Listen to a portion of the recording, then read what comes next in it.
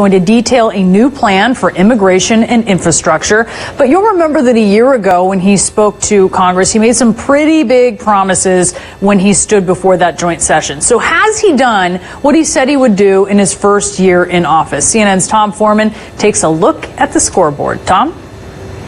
Hey, Brianna, when Donald Trump first spoke to Congress, he did the same thing most presidents do. He brought a wish list. Here are some of the big items he had 1 year ago. Listen to some of what he had to say. I'm going to bring back millions of jobs. Protecting our workers also means reforming our system of legal immigration.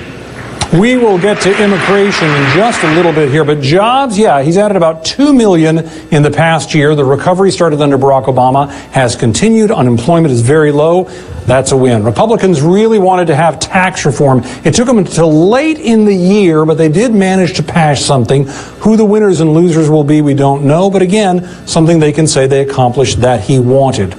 Through that program, they also managed to come up with something to give a little tuition assistance to people who want more school choice, a little more assistance through the tax plan, too, for people who are looking for some child care relief of some sort.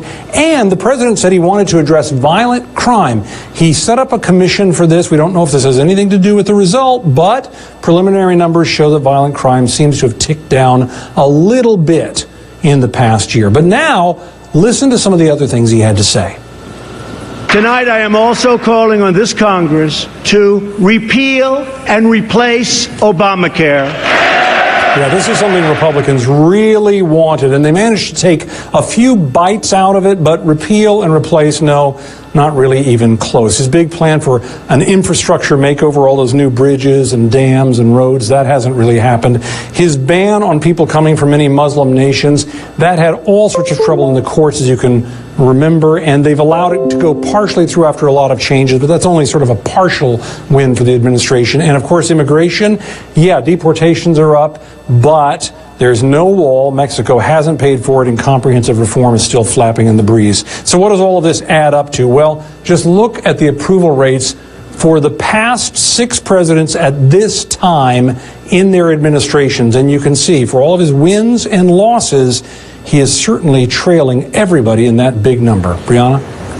All right, thank you, Tom, so much for that. I want to talk to my panel of CNN political commentators. We have Alice Stewart, former communications director for Ted Cruz's presidential campaign, and we have Jack Kingston. He's a former Republican congressman and was a senior advisor to the Trump campaign. Okay, so Jack, there was a gathering yesterday at the White House of loyal surrogates for the presidents, learning about some of what would be in the State of the Union. Were you there by chance? Well, let's just say we're all very excited about the president. You know, he owns it now. He's been in office a year. He's going to have a great platform to talk to all the American people, and he's going to get to talk about taxes, going to get to talk about immigration proposals, infrastructure. He'll talk about trade deals coming off of Davos, and something that's very important to me is military. He's going to talk about building a strong defense. So, okay, so I have to say this. All right, so here's CNN's reporting, and I understand, Jack, if you have to be cagey about this, but we have reported that there were a group of about a dozen surrogates.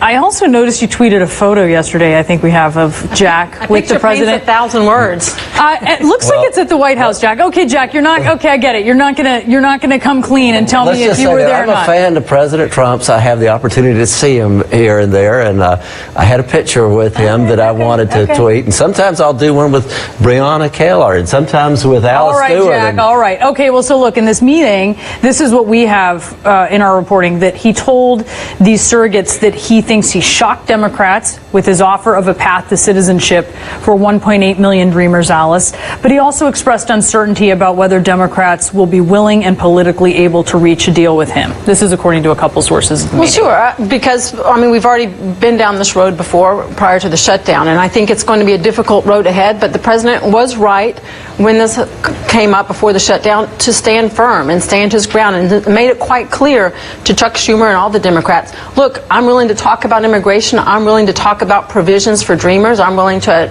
make DACA permanent, but I want some things in return. I want funding for the wall. I want to end chain migration. I want to end the visa lottery. And these are things that he's going to use to stand firm on. And it's a way to negotiate. If the Democrats want to help the dreamers. Republicans are willing to concede and help with that, but they also need to get something in return. What else do you understand to be on his mind, Jack, about maybe what he wants to achieve this evening? I think he's going to talk about the importance of his economic vision in terms of less regulation, less job-killing regulations creates more opportunities for everybody.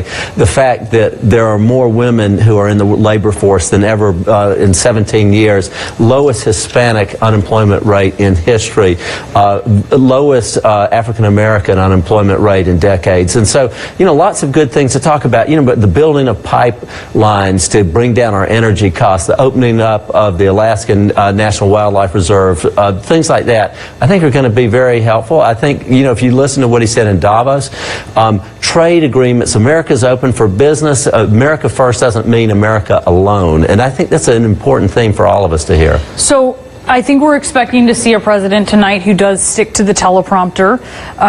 The Trump that we saw in Davos, that we saw during his address to a joint session a year ago, which obviously very closely resembles the State of the Union address. But when teleprompter Trump talks about maybe a bipartisan solution to immigration, when he talks about how the economy is benefiting all Americans, you highlighted black unemployment, which is still very up compared to white unemployment. When he talks about finding these solutions, I wonder if Americans are also going to be remembering not just this teleprompter Trump they're seeing, but unscripted Donald Trump. You had some very bad people in that group, but you also had people that were very fine people on both sides. Wouldn't you love to see one of these NFL owners, when somebody disrespects our flag, to say, get that son of a bitch off the field right now, out, he's fired. He's fired!